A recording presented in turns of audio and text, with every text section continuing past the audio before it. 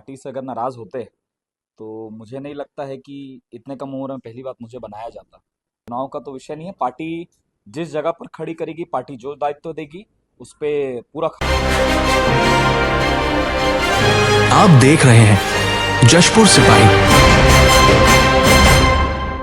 जब जब इस पार्टी पर संकट गहराया, जब जब जुदेव परिवार को चुनौती मिली, तब तक उन्होंने अपने मूछों पर ताव देकर, अपने नाम का कुर्ता पाल लेने का चुनौती देकर जशपुर जिले के तीनों पार्टी के हमारे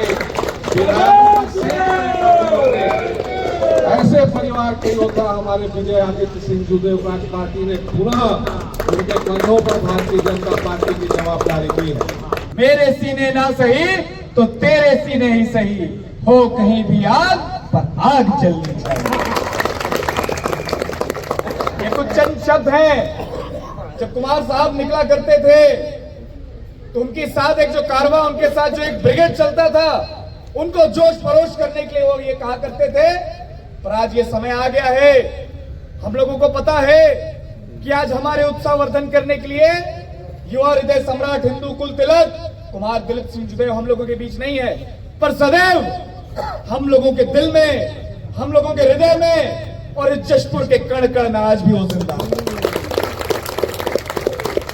कुमार साहब हमेशा कहा करते थे कि हम लाए हैं तूफान से कश्ती निकाल के, हम लाए हैं तूफान से कश्ती निकाल के, इस क्षेत्र को रखना मेरे दोस्तों संभाल। ये आज हम लोगों का जिम्मा है। हम जैसे हिंदूवादियों का, हिंदूवादी संगठनों का, भारतीय जनता पार्टी के प्रत्येक कार्यकर्ता का यह संकल्प होना चाहिए कि हमारा क्षेत्र मजबूत कैसे हो, हमारा कार्यकर्ता मजबूत कैसे हो। मैं आप लोगों से मैं निवेदन करता हूं, यह आपका बेटा है, आपका भाई है, आपका भतीज है। आधी रात को भी ये पहली बार नहीं है कि मैं कोतबा में ये शब्द कह रहा हूं, पर कोतबा जैसे आनंद चाचा ने कहा, दादा ने, कि धर्म भूमि कोतबा, ऐसे ही कहीं कोतबा को धर्म भूमि नहीं कहते। कुमार साहब बोलते थे कि दम निकले इस देश की खातिर। राम ने एक जन्म लिया, छत्रपति शिवाजी महाराज ने एक जन्म लिया, श्री कृष्ण ने एक जन्म लिया, कुमार दिलीप सिंह जुदेव ने एक जन्म लिया।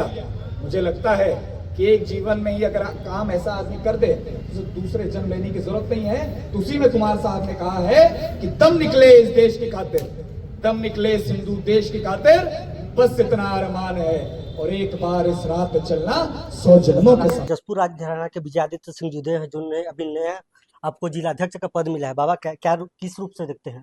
देखिए, मैं गोल्डी भाई आपको बहुत बहुत धन्यवाद देता हूँ कि आप हमारे माध्यम से अपने लोगों को मेरी बात पहुँचाएंगे।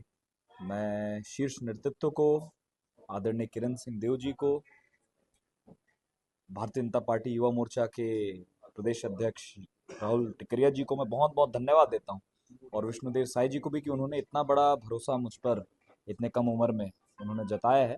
और मैं उन्हें ये वादा करता हूं, उन्हें ये भरोसा दिलाता हूं आपके माध्यम से कि उन्होंने एक जो भरोसा जताया है कि मैं खाली नहीं जाने दूंगा। जिस प्रकार से उन्होंने मुझे नवाजा है, ये मैं खाली नहीं जाने दूंगा। मैं इतना आपको विश्वास दिलाता हूँ। बाबा, इससे पूर्व में आप बजरंग दल के जिलाध्यक्ष थे, अभी युवा मोर्चा के बने। बाबा, लगातार जशपुर जिले में धर्मांतरण का मामला आता रहेगा, तो आप पूर्व में हिंदुत्व के लिए काम कर, अभी भारतीय जनता पार्टी के लिए, तो किस रूप में देखते हैं धर्मांतरण को? बाबा देखिए, जहाँ तक आपने बात की कि हिंदुत्व का काम करते हैं, ये पैदा लेते साथ ही हम लोगों को ये सिखा दिया जाता है कि यतो धर्मस्य ततो जया, धर्मो रक्षिते रक्षिता। तो ये बात के साथ सदैव जशपुर के सभी हिंदू लोग हैं, वो सारे लोग इसी बात पे ध्यान देकर चलते हैं। और जहाँ तक आपने बात किया धर्मांतरण का, पूर्व भूपेश बघेल की सरकार की जब शासन थी, उस समय कई ज्यादा बढ़े हुए थे, कई ज्यादा गौ हत्या चरम सीमा पे पहुंच चुकी थी, धर्मांतरण चरम सीमा पे पहुंच चुका था। कई ऐसी जगह पे मैं खुद गया हूँ, मुझे लगता है 25 से 30 से ज्यादा जगह पर। आज मैं मानता हूँ कि जब से मैं परिवर्तन जब से आई है, सुशासन की सरकार आई है, मुझे बहुत कम देखने को मिला है। और गुल्डी भाई, आप इस बात को बताइए कि आपके घर में अगर कुछ हो रहा है तो ये बात मुझे कैसे पता चलेगा? कोई अगर चोरी छिपे कहीं पर भी धर्मांतरण कर रहा है तो इसका ठेका तो सरकार नहीं ली है, पर उस पर कार्रवाई जल्द से जल्द करती है पिछले सरकार के एवज में। ये आपको देखने मिल रहा है कि तुरंत कार्रवाई पार्टी और पूरी परिवार करती है। बाबा अभी वर्तमान में बीजेपी का सुशासन चल रहा है, भारतीय जनता पार्टी का सरकार चल रहा है। बाबा आप अभी युवा युवा है और युवा युवा मोर्चा का जिला अध्यक्ष मिला है आपको। जी। लगातार बाबा युवाओं में नाराजगी देखने को मिल रही है पार्टी में कि सरकार बनने के बाद युवा काफी ज्यादा नाराज है। बाबा इसको किस प्रकार से आप देखते हैं? देखिए, पार्टी से अगर नाराज होते तो मुझे नहीं लगता है कि इतने कम उम्र में पहली बात मुझे बनाया जाता। युवा नाराज होते तो मुझे नहीं लगता है कि इतना शानदार स्वागत मेरा होता। मैंने देखा कि बुजुर्ग से ज्यादा, आदरणीय दादी दादाओं से ज्यादा युवाओं की टोली मुझे देखने मिली। तो ये बात आपको जो भी ये बता रहा है कि युवा नाराज हैं, तो ये गलत है। मैं आपको स्पष्ट शब्दों में बता देना चाहता हूँ कि युवा बहुत खुश हैं और उन्हें प्रोत्साहित करने का काम मैं कर रहा हूँ। बाबा आगे चल के युवाओं के लिए आप क्या संदेश देना चाहेंगे और बीजेपी को लेकर युवा किस प्रकार से जुड़ सकते हैं पार्टी में? मैं तो देखिए, एक ही बात मैं मानता हूँ और सदैव अपने कार्यक्रमों में बोलता हूँ कि दम निकले इस देश की खातिर बस इतना अरमान है, और एक बार इस राह पे चलना 100 जन्मों के समान है। तो एक जन्म ही ऐसा कार्य कर दें कि बार बार जन्म लेने की जरूरत ना पड़े, उसी कार्य के लिए मैं लगा हुआ हूँ। और मैं यही बोलूँगा आने वाले युवाओं को कि ज़्यादा से ज़्यादा हो सके आप जुड़ें पार्टी से। जो राष्ट्र निर्माण के विचार जो पार्टी रखती है, राष्ट्र को तोड़ने की जो विचार नहीं रखती है, उसके साथ जुड़ें। और मैं इतना ही बोल के अपनी बातों को। बाबा युवा लगातार एक सवाल कर रहे थे आपको देख के, क्योंकि युवा आपको देखकर काफी ज्यादा जुड़ रहे हैं। जी। बाबा क्या आगामी दिनों में आप चुनाव लड़ेंगे? देखिए, चुनाव का तो विषय नहीं है। पार्टी जिस जगह पर खड़ी करेगी, पार्टी जो दायित्व देगी, उस पे पूरा खरा उतरने का पूरा प्रयास करूंगा।